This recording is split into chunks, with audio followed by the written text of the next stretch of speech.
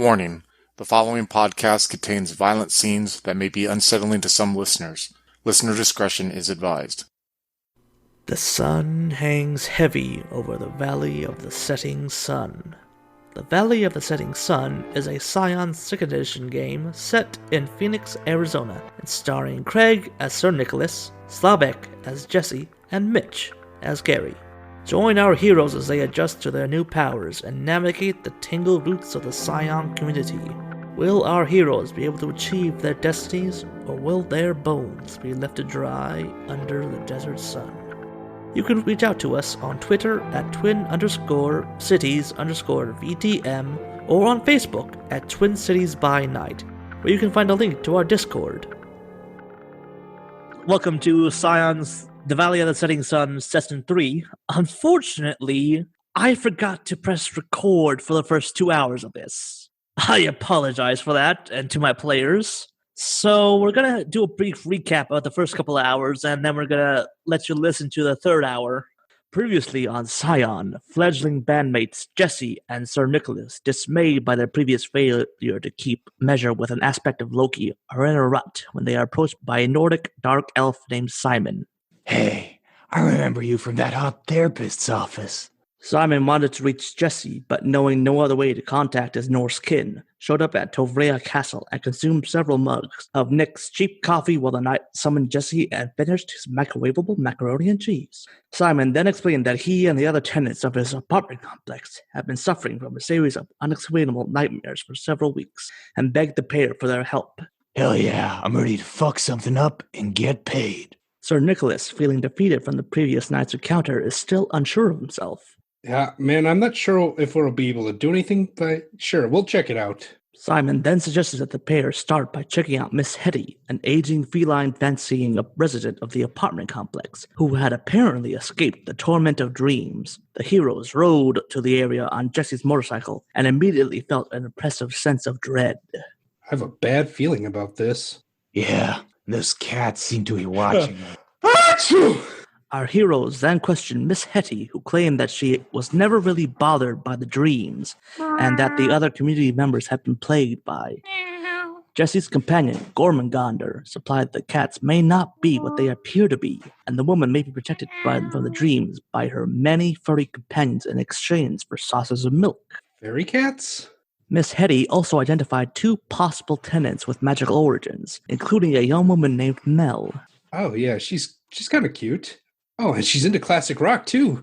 And an old man named Mr. Olson. Well, his supernatural ability is to age very, very well.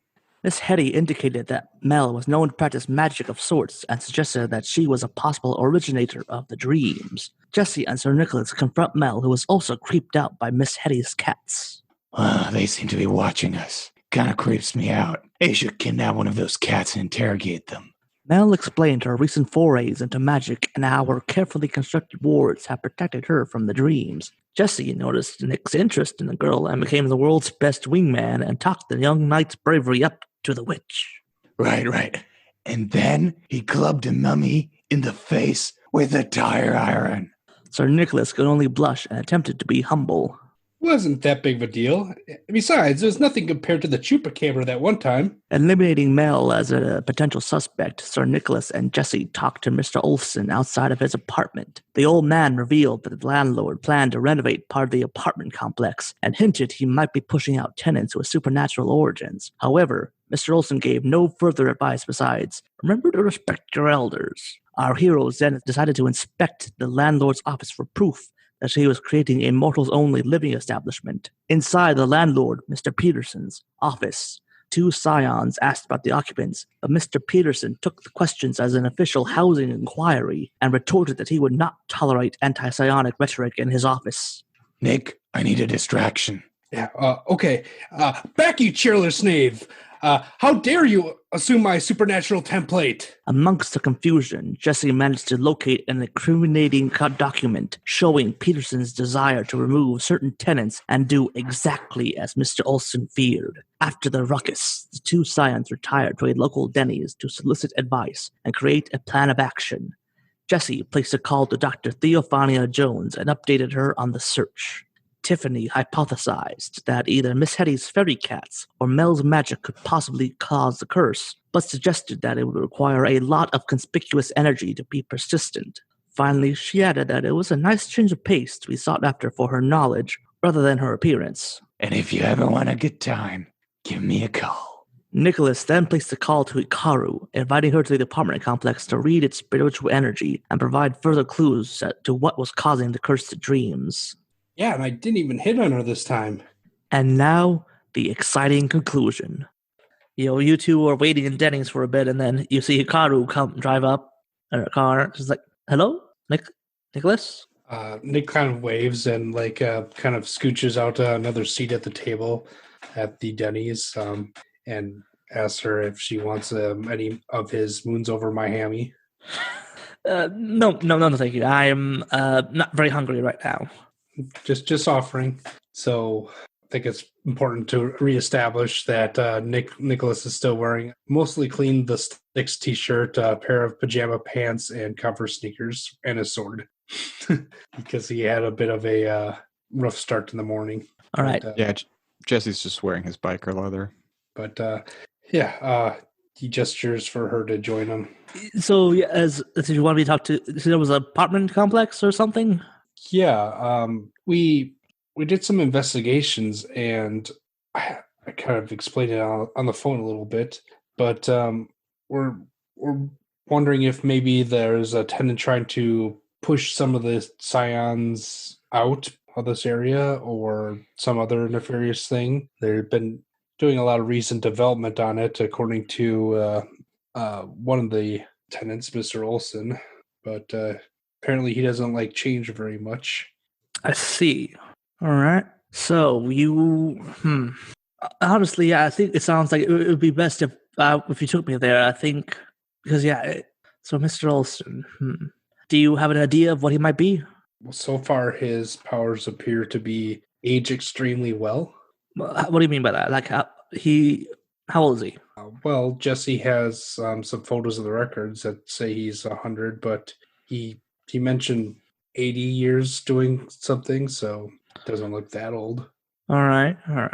There's not really enough information. There's a lot of things could pass as an old human. Yeah, and I mean, I don't think I mentioned Miss Hetty yet. She's like a cat lady. She said something like she wasn't always a cat lady, but Jesse here thinks that she might have been feeding some cats in order to curry favor with them and gain some protection off that. Another of the residents, Mel, and Sir Nicholas is kind of blushing right now. She can do some protection stuff. She's a witch.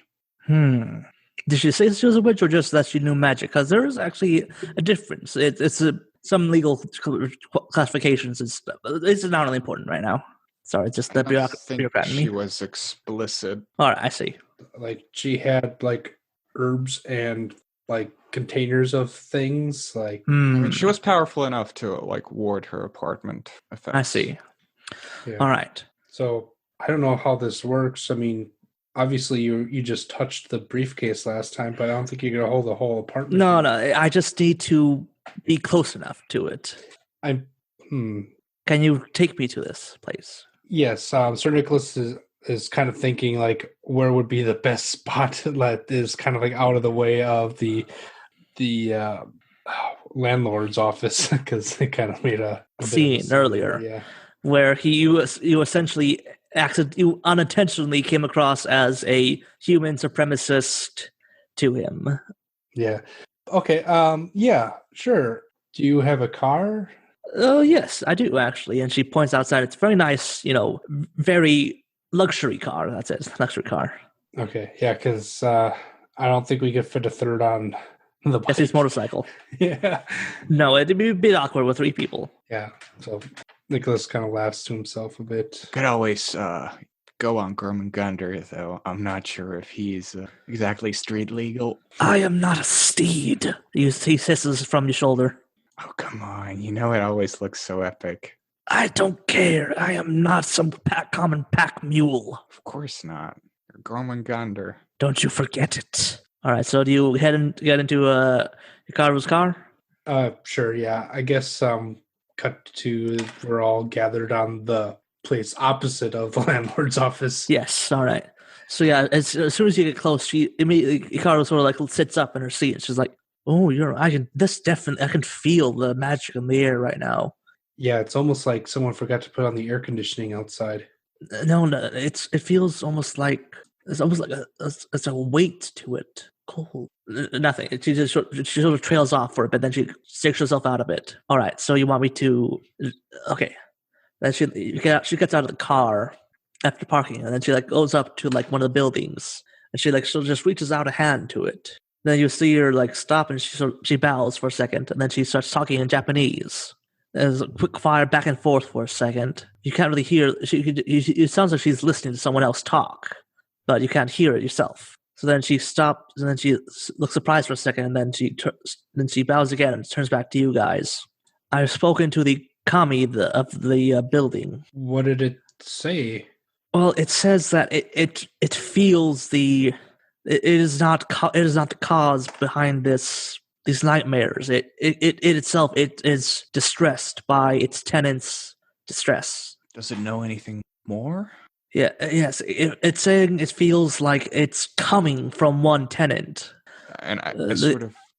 She looks around for a bit, and she points to an apartment, and once she's pointing out is Mr. Olsen. Got it. And then she just says it says that he is she says it's weird for the building. It's like Mr. Olsen himself, he doesn't feel like a person anymore. It feels more ingrained than just a person. And she said, Caro says the building itself wasn't quite sure what that meant. Can a person turn into a spirit? Oh yes, definitely. There in Japanese, there are several. If a person dies in a severely with a lot of negative emotions, they become an onryo, like a cursed spirit. I know there are several other kinds in different pantheons, but she could have passed away at some point and started to become part of his room, I guess. But I'm not sure. Simon and Mel both called this thing a curse. Is there any way to defeat something like that? Well, usually, if Mr. Olsen is indeed some kind of spirit, then you would have to go to him to either lift it or remove him to break the curse.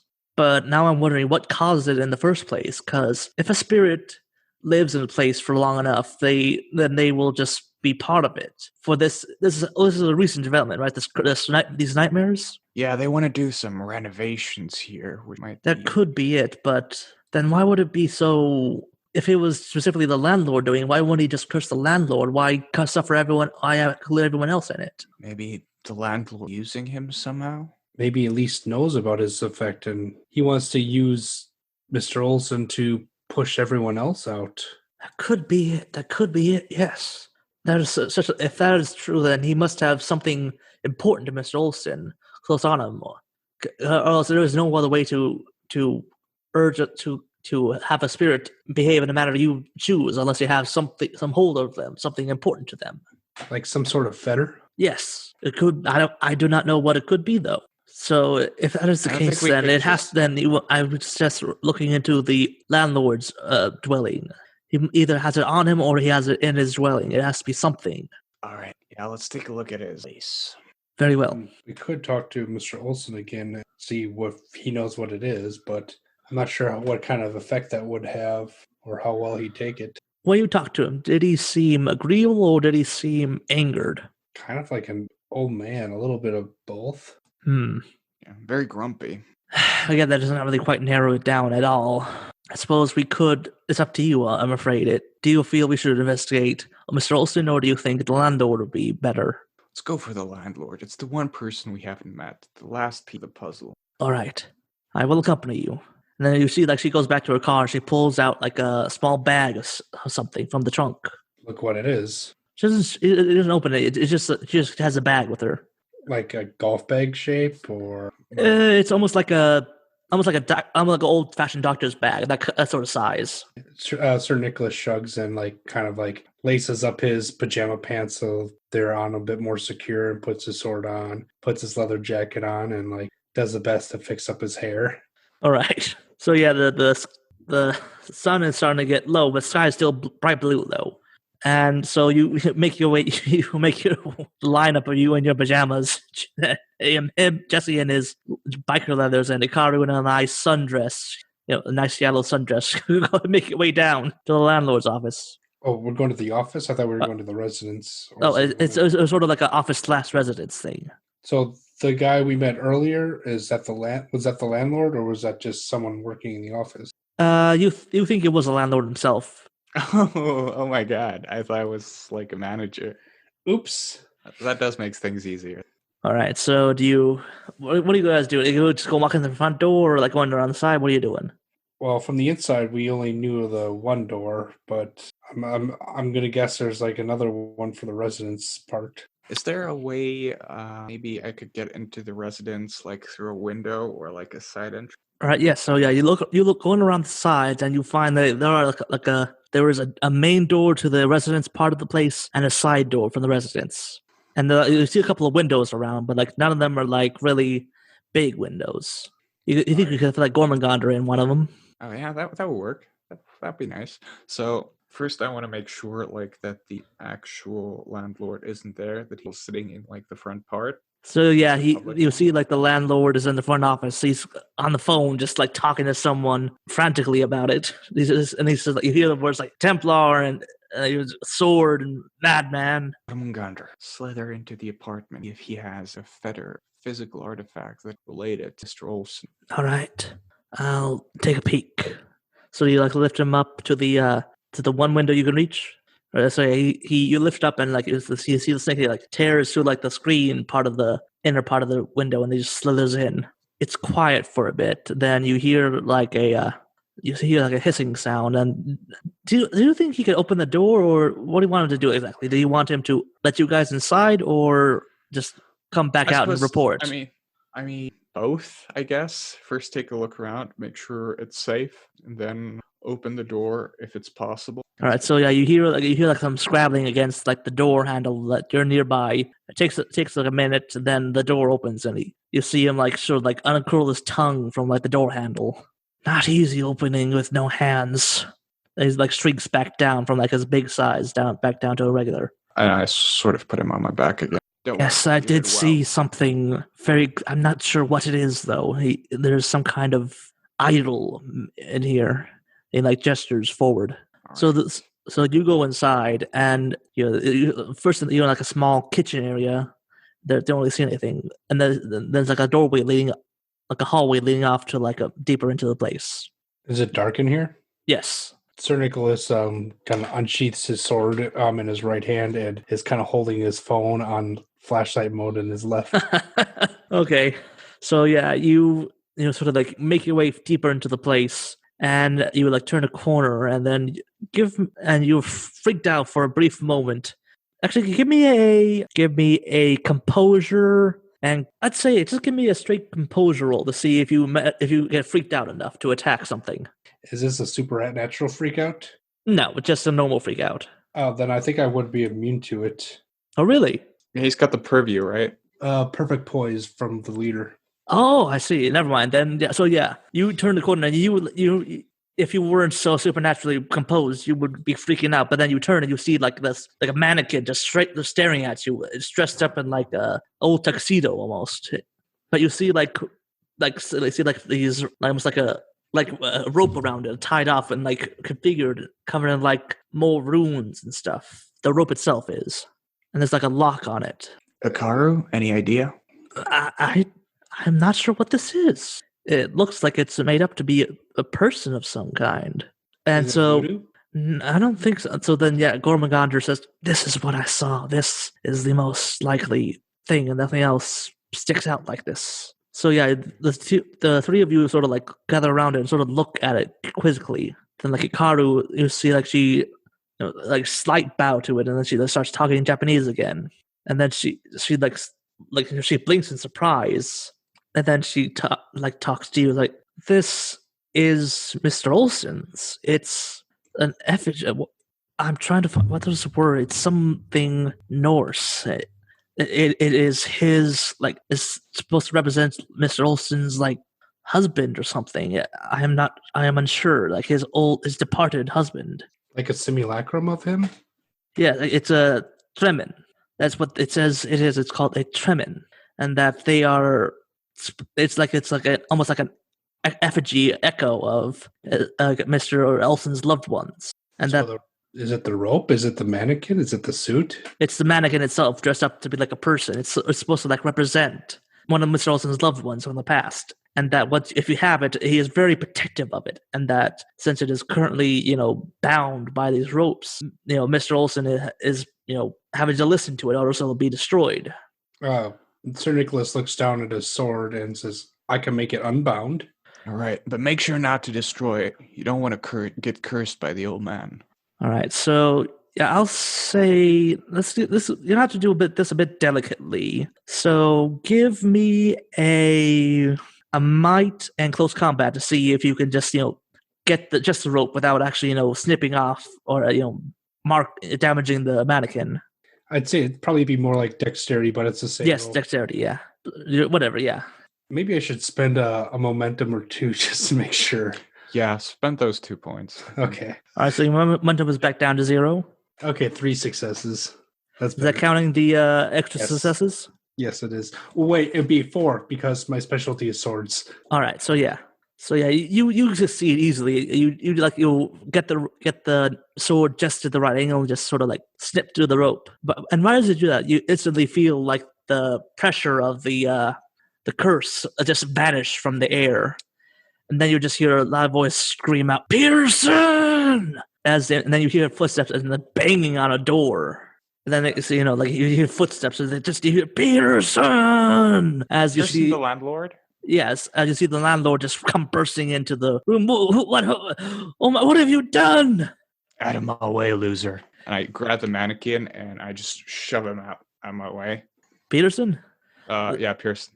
Okay, so then you just hear more crashing as something just like, as you see like Mr. Olson just come bursting into the door. His skin has changed. It's no longer human color. It's like this deep black blue. I sort of present the mannequin to him. And you see that the old man just he takes it gently and he sort of places it down. And you see like he strokes the mannequin's face lovingly. Then he turns and you just see this look of absolute rage on his face as he looks towards the landlord.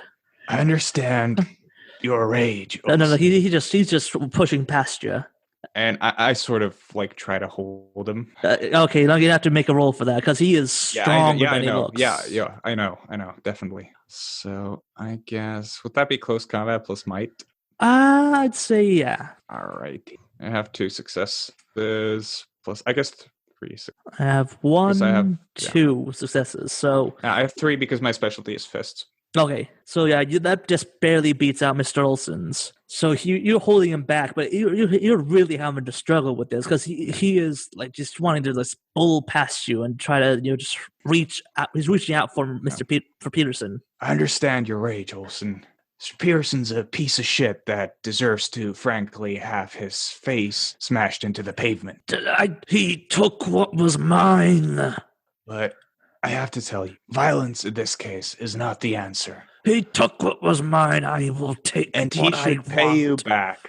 How? With his flesh?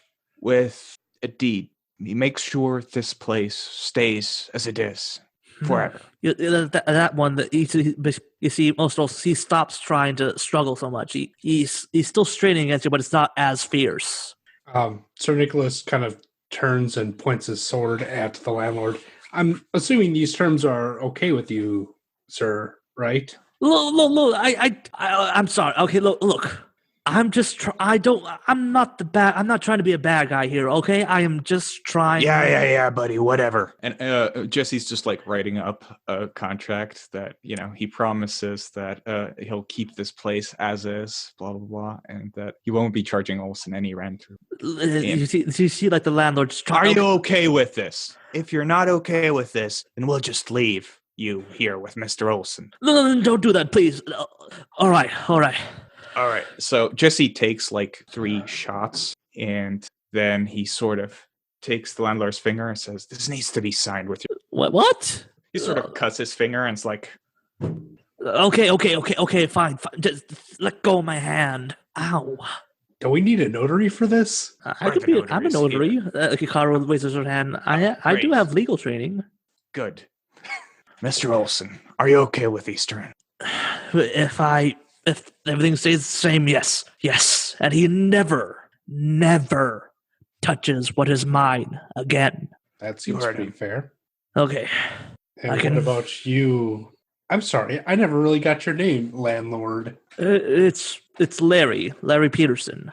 Oh, that explains a lot. And I look at Mr. Olson, who had been screaming Peterson just moments before. All right, sign it here. You don't have to sign with your blood. And then you see Mr. Olson just sort of like just scribble something on not really looking at it. I just give the paper to Hikaru. Thank you. You're not actually going to let him kill him, are you? What? I'm not. Mr. Olson, you're not going to let him kill Mr. Peterson, are you? Okay, good. So then she gestures to Olson. So come along, Mr. Olson. I'm sure you want to settle back in with this. And she gestures to the mannequin. So then Mr. Olson, you see him like glare one last time at Peterson. He just picks up the mannequin and just sort of like walks back. Sir Nicholas will bend over and pick up that rope and kind of shove it in his pocket. And you see Peterson. Look, I'm kind of just let me see my side, please. I'm not the bad guy. I just wanted to okay. You have a bunch of apartment buildings. I'm sure you're doing fine. Yeah, and I wouldn't be too worried. You could just, take it out of your share for that. Oh, what was it called? The renter's insurance for non-mortal beings. I had the pamphlet on it earlier. You see, next time, don't be a thief. He's already dead. Don't fuck with ancient spirits like an idiot.